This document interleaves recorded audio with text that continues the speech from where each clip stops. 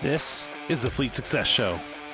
It's the only show designed for fleets where we won't pitch you on products, but rather we're going to pitch you on ideas. Ideas around the 4 pillars of fleet success: stakeholder satisfaction, intentional culture, resource efficiency, and risk management. Ideas from business and technology to fleet and leadership. These are ideas for tomorrow, from the lessons of yesterday and today. This is the only show designed to help you raise the lid on your fleet, because your fleet can only be as great as you are. We see that greatness in you. This show is for you, and we're glad you're here. We hope you're ready. Now let's get into the show.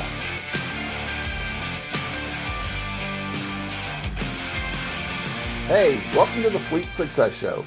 My name is Tony Yankovich, the Director of Fleet Consulting for RTA, and I'll be your host for this episode. It's good to be back on the show. It's been a few months since I've been on the podcast, so I'm excited about being the moderator today. I'm super thrilled to be joined by Nathan Schafer, a longtime fleet professional. Nathan has been a contributor to the show in the past and always has great insight coming from a fleet perspective. For those of you that don't know Nathan, can you give us a quick rundown of your experience? Sure. Yeah, I'm glad to be back as well. And I've been in the fleet industry, little 20-ish years. Well, really my whole life, right? Growing up with my dad was a car salesman, being around dealerships and, uh, you know, going through school and wanting to be a technician and then being a technician and, graduating into fleet management and, being able to manage a couple different fleets from, the construction industry to national fleets to city fleets and things like that. So kind of well-rounded. Well, great, Nathan. I know you've been around fleets for a lot, and you've helped fleets all across the United States and even up in Canada. So it's great to have your experience on the show today. Thanks. Well, I know the calendar says that summer doesn't officially start for another week or so, but the triple digits on the thermometer here in Arizona this week seem to indicate that summer is already here and in full force. So, Nathan, for many people, summer means vacations, taking time off, being away from the job site, being away from work. I know with my kids out of school, we typically try to get away somewhere during the month of June or July. In your work with fleets, how do you deal with summer vacations and technicians requesting time off and still operate and maintain a fleet operation? Yeah, it gets tough. Sometimes you got to get real creative with scheduling the maintenance. Larger operations can kind of absorb those vacations a little easier if, 2 or 3 guys are gone. But when you got small fleets that maybe have 1 or 2 technicians and, they're doing parts and managing that scheduling, it gets real tough. So typically you see, one guy always has to be there, right, to keep the operation going. And then the turnaround time may be longer or stuff may not get worked on as quickly. So you generally have to, plan for that stuff and kind of schedule your workload accordingly. Well, and that's a great point, Nathan. The point you make about the size of your staff, from a fleet safety perspective, we never really like to see a technician by themselves in the shop. So, Right. it's been my experience that we try to schedule time off for the technician. So at least, 2 or 3 are still in the shop. Now, obviously, with a bigger staff, that's not as important. And sometimes working with a shop that's a union shop, you have very specific requirements and very specific schedules and time off schedules to adhere to. So that makes it a little bit more difficult. Do you Right. typically let more than one technician off at a given time?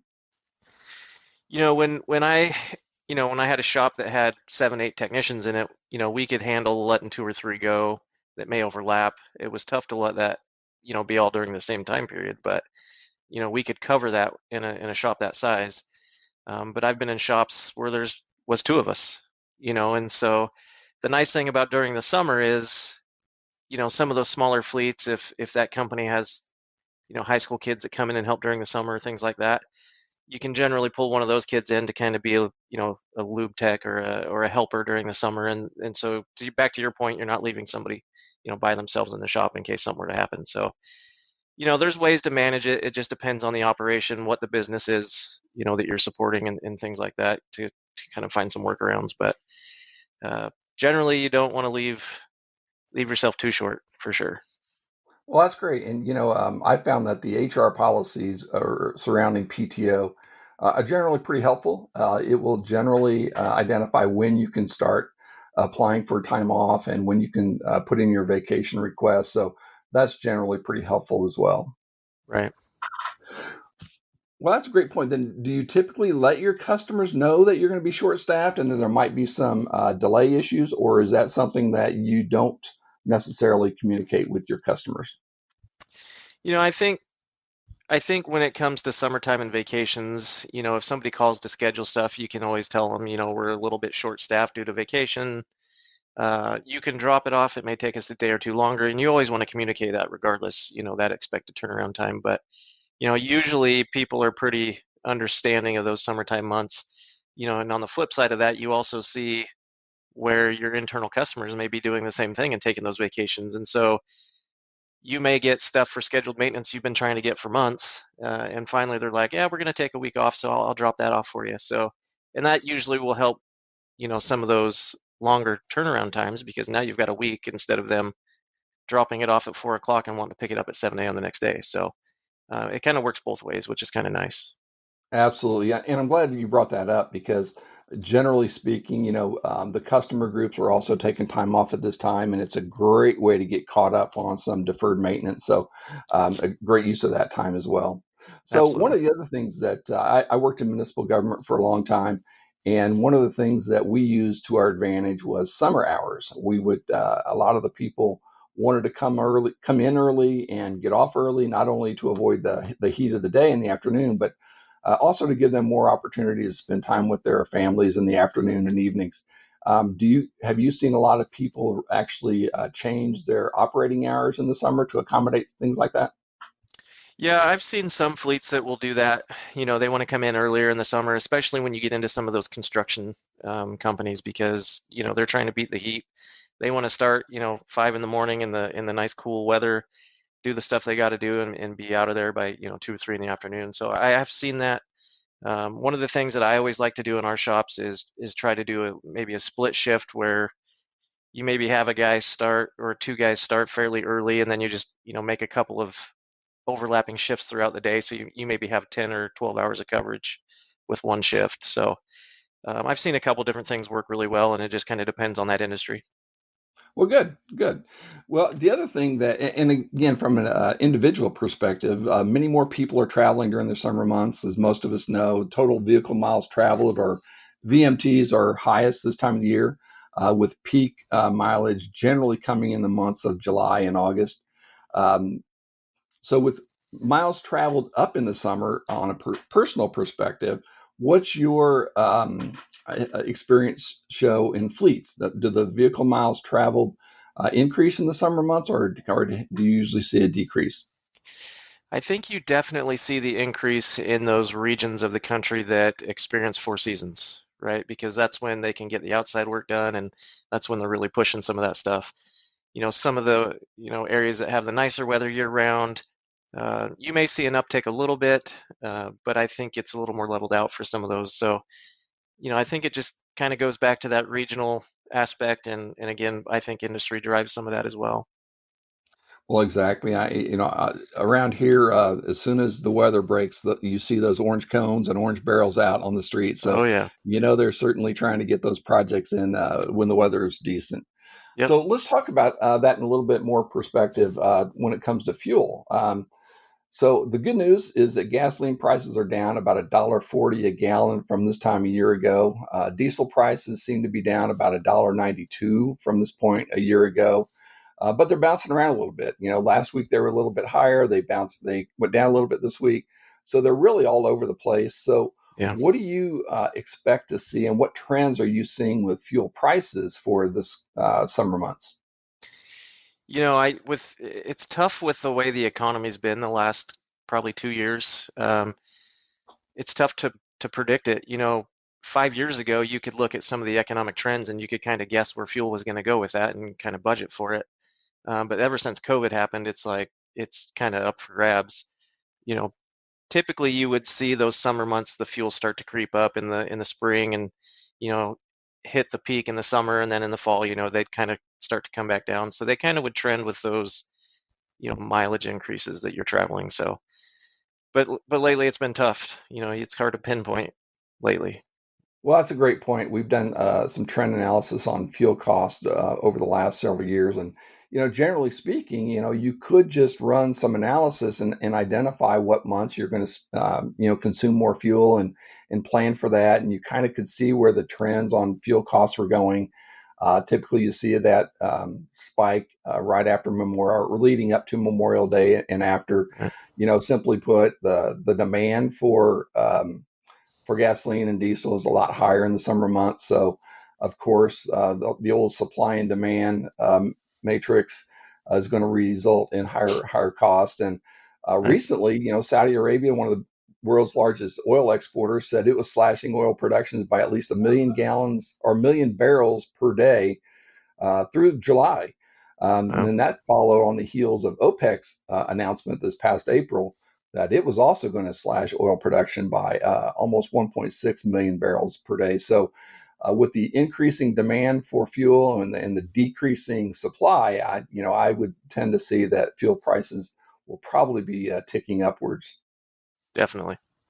Well, the other thing, obviously we've got the war in the Ukraine war, which is impacting supply. We have China finally bouncing back from their continued COVID lockdowns, which is going to increase the demand for fuel. So, it's really you never really know, but Right. I'm thinking that we're going to probably see a slow increase in fuel prices over the next 3 or 4 months. Yep, I would agree. Cool. The other thing about operating a fleet in the summer is obviously with higher temperatures comes a unique set of issues and problems Right. with fleets. What are some of the key maintenance issues that we need to address and consider during the summer months? I think the first thing that comes to mind when I think about, weather or season changes, there's two. First one's batteries, right? For some reason, batteries, when temperatures change the extreme from hot to cold or cold to hot, it just, takes a toll on those batteries. So I always tell people, hey, just get your batteries checked or pay attention to how your car's starting. If it starts to sound different, go get that thing checked. And then the other one is tires, right? If you're coming into fall or winter, you definitely want to make sure that you got some good tread. Things are looking good there. And then coming into summer, if you plan on taking road trips, you want to make sure that those tires are in good shape. But, to go along with that, right, we should be checking our fluids, making sure coolant's topped off, drive belts look good, we're changing air filters, things like that. So some of that, very basic routine stuff, we definitely want to make sure we're checking, especially between those hot summer months or those cold winters.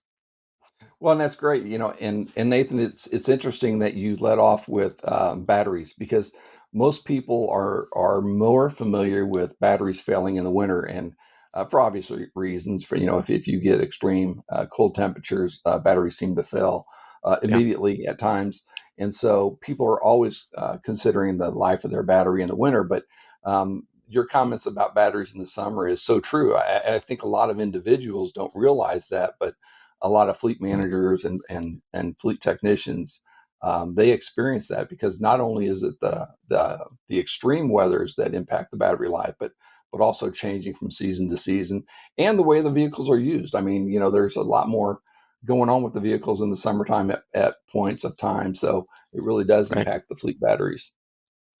Yeah, and you definitely see an uptick in the air conditioning complaints. As the weather gets warmer, people start to turn the AC on and realize it's not blowing as cold as maybe it should, or they feel like it should, so they want to drop it off and have that looked at too. So you definitely see some of those seasonal things for sure.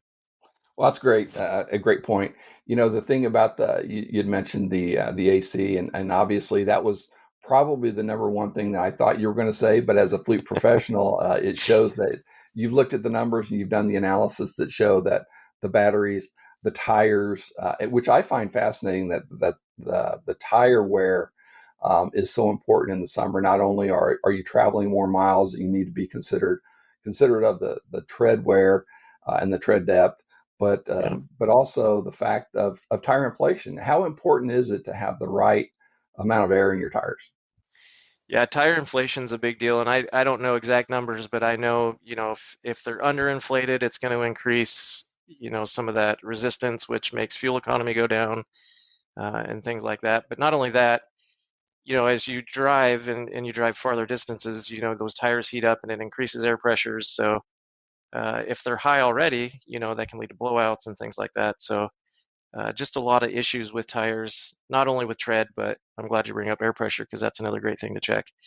And to pigtail off that, you got spare tires, right? And how many people check those?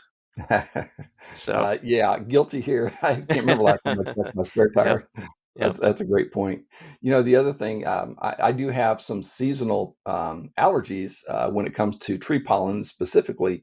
So I know cabin filters are very important to be checking, not necessarily in the summer, but maybe in late spring. yeah. Is that part of a regular PM maintenance check for most fleet organizations? Yeah, we would typically see those on an annual. They would get replaced on an annual unless there was some complaints of, odors or things like that. I've seen tree leaves, like you mentioned with the pollens. I've seen tree leaves and things get sucked into those cabin filters, and then, they get wet and they start to make an odor. So, typically you'll see those on a yearly or an annual inspection get checked or replaced. Okay. And then what about overheating? You don't see it nearly as often anymore, but before when you're on a long vacation, you'd always see cars pulled over on the side of the road with their engine hoods up and the car overheating.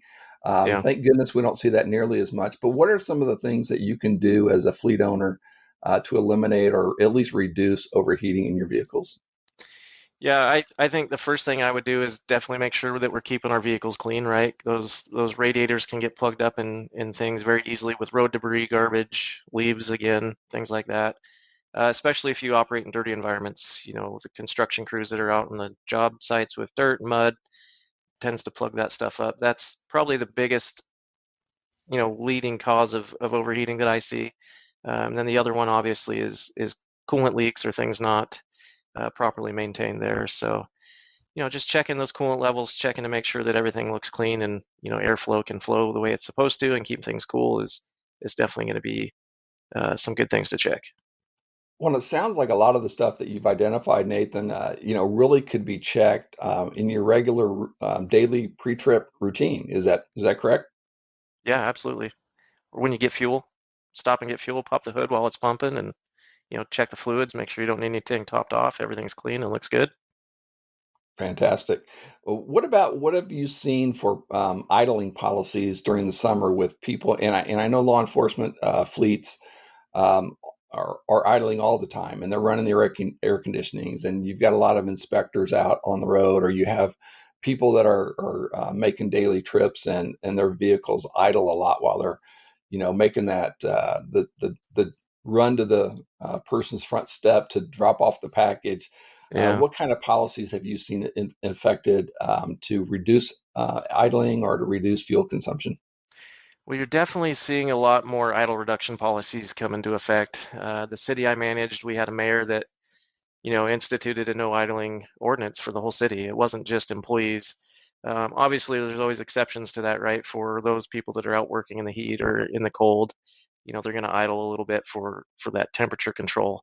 But I will say with the newer technologies with vehicles, not only hybrids, but some of the newer stuff, your AC and heat are going to now be electronically controlled, so it's not engine driven. So that idling, the idling isn't going to be so necessary to keep the climate control running in the vehicle. So I think you're going to start to see a big reduction in that over the next several years as that technology starts to come out in more and more vehicles. But policies, in my experience, have been kind of all over the place. Some companies have them, some don't. Obviously, city governments are a lot more strict with some of that stuff. So they're kind of all over the place. Exactly. And I think the other thing that we're seeing now with so many more people using telematics in their fleet operations is that organizations have a better tool to help plan their routes. And obviously, better route planning is going to reduce vehicle miles traveled, which hopefully will reduce fuel consumption. Have you seen organizations successful in reducing travel based on improved routes? Absolutely. Yeah, I worked for a national fleet for a little while, and that was one of their very top projects. When I went to work for them, they'd instituted telematics. They were watching that drive time. Route optimization was like their number one thing that they wanted to look at for the fleet, so that they could save, not only the fuel but be more efficient and add, maybe more stops or service other clients during that same time period. So I think route optimization is going to be a big deal. And I've seen it work for fleets, and there's just the money that you can save can be amazing. It just depends on what the fleet's doing when you look at it, right? If you're fairly efficient, you might save 5 to 10%. If they're not very efficient, you could save 20, 30%. So it's definitely something that I see fleets looking at for sure. Well, good, good. The other thing, and I know a lot of people think that telematics is really Big Brother watching you and making sure, looking at all your driving habits. But, aggressive driving, whether it be speeding or rapid acceleration, can really impact your fuel mileage. I mean, I read Right. some studies recently that it can, speeding, 5, 10, 15 miles an hour over the speed limit, rapid acceleration can lower your gas mileage by anywhere from 15 to 30% at highway speeds and 10 to 40% in stop and go traffic. So, it's not necessarily we're looking at the driver to, say, gotcha. I think it's more of, hey, let's be a better driver. Let's impact behavior so we can reduce Mhm. fuel consumption, save some money for the organization. Yeah, telematics are a great tool. I've used them at several fleets. They work really well for, for instance, we started using it for um, low battery warnings so that Mm, we could actually see that, make some predictive maintenance, have vehicles come in and swap batteries out before the drivers got stranded. So, they enjoyed that and thought that they started to see that positive side of it. And, they didn't think we were watching where they were necessarily. We just wanted to see the health of the vehicle. exactly. And the only other my last comment on possibly reducing fuel consumption is whenever possible reduce the weight of the vehicle, and not necessarily the actual vehicle, but the payload and the cargo. Reducing the weight that you're hauling in the back of a pickup truck or in a van or wherever it is. For every 100 pounds that you can take out of the vehicle, you're going to improve your fuel efficiency by about 1%. So what Yeah. have you seen organizations actually proactively look at that type of stuff? I think they start to look at that when you start to think about right sizing. When you start looking at what vehicle they're using for the job they do, that's when that becomes a bigger thing to look at. But, right sizing what they're carrying as far as payload is all part of that kind of that bigger picture. So yeah, I've definitely seen it. Again, some fleets are really good at it. Some are still behind the times. Well, perfect. Well, Nathan, I really do appreciate your time today. We just wanted to spend a little bit of time and let people know what they should be looking at and considering when managing and maintaining their fleets for the summer months. So I really appreciate your input today. And that's it for this week's Fleet Success Show. Well, thanks for having me. Thank you. We hope you enjoyed this edition of the Fleet Success Show. Rate it, go subscribe to it. You know the drill. Be sure to share your best takeaways with your peers, because nobody walks the road to greatness alone. Now, get moving, go and be the great fleet leaders that we know you are. Until next time.